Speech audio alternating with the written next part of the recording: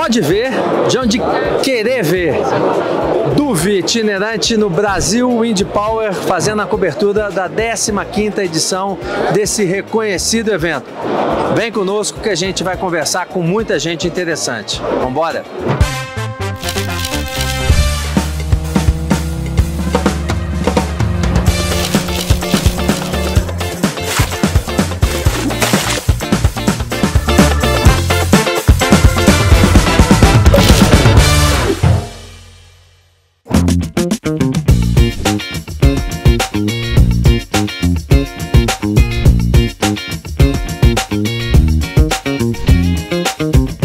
Quinta Brasil Wind Power e claro, a gente não poderia, né, Zói, deixar de conversar com quem faz parte dessa história.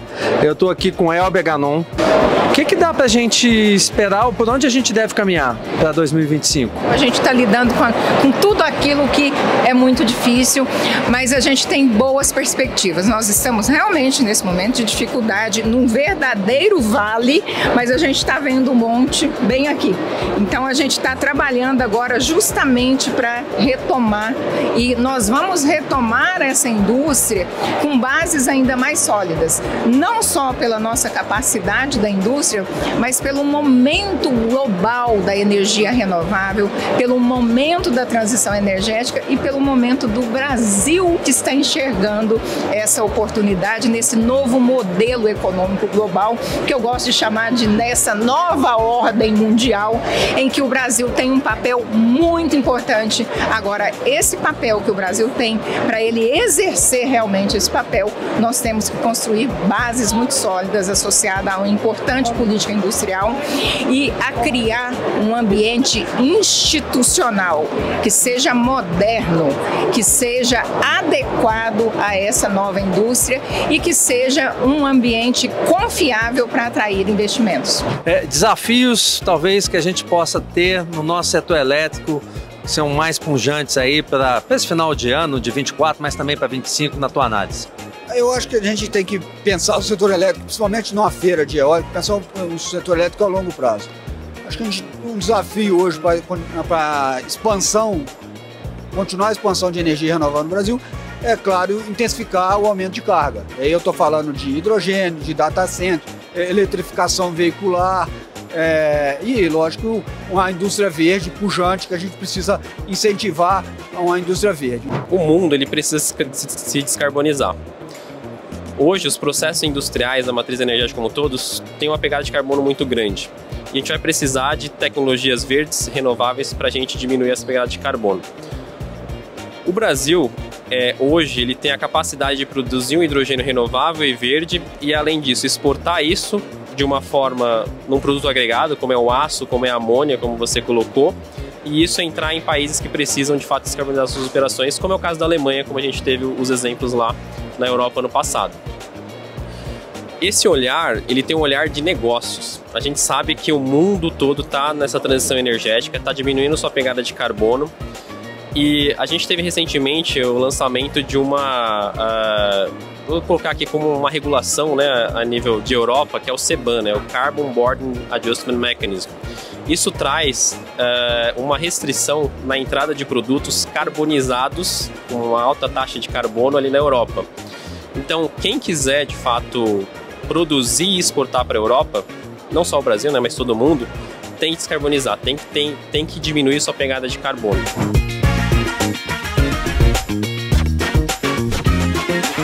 A gente sabe que é notório, dito pela própria Elber, presidente da Beólica, que o momento é um momento desafiador para o setor eólico, né? O que a Altoma pode trazer de solução, apresentar como alternativa, por exemplo, para o setor, com as soluções que eu posso dizer que a gente tem? A Altoma começou em 2006 como uma empresa focada em sistema escada para o setor elétrico.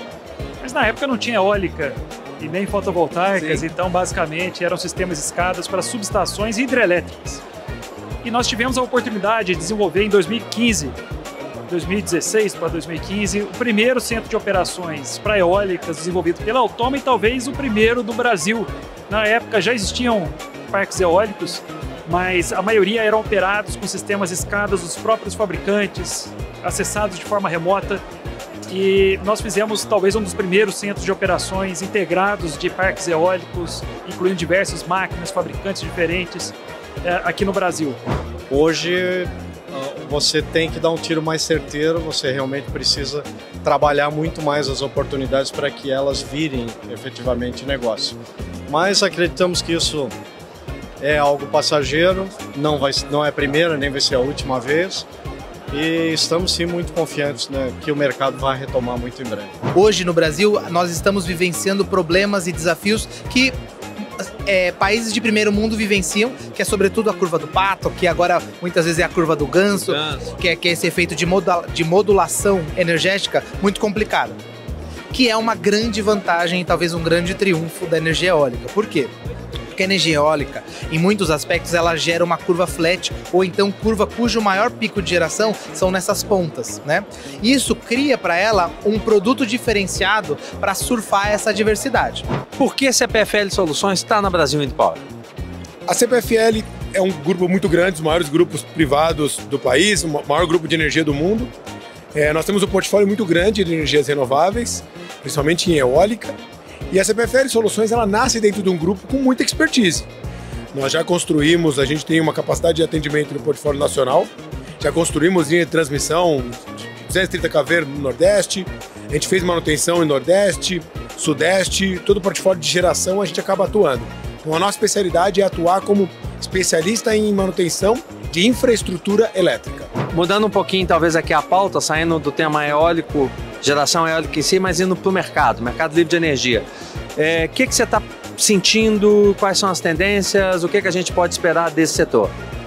O mercado livre de energia, assim como as soluções energéticas, é um caminho sem volta. O mercado livre de energia provavelmente vai abrir completamente para o grupo B até 2030. Essa é a expectativa e isso que o ministro Alexandre Silveira tem anunciado. Quanto mais opções o consumidor tiver, melhor para ele. Ele é o principal beneficiado em todas essas alternativas. O grande desafio é implementar as políticas públicas para que isso efetivamente aconteça. Pai, cadê o Zói? Ele faz isso toda feira, todo evento o Zói me some. Aí eu tenho que ficar procurando ele onde... Ah, já sei onde... Falei? Ô Zói, não é possível, cara. Eu trabalhando, já fui 3 vezes atrás de você lá na Altoma, nosso patrocinador aqui na Brasil Wind Power, nessa 15ª edição. E você tá brincando aqui na B Eólica, no túnel de vento deles, com esse catavento. Ô Zói, depois eu chamo você de cabeça de vento, você acha ruim. Vambora, rapaz, nós temos que trabalhar, Altoma esperando a gente. Vem, Zói. Traz o catavento também. Ô, meu pai. O bicho que não trabalha, tá doido.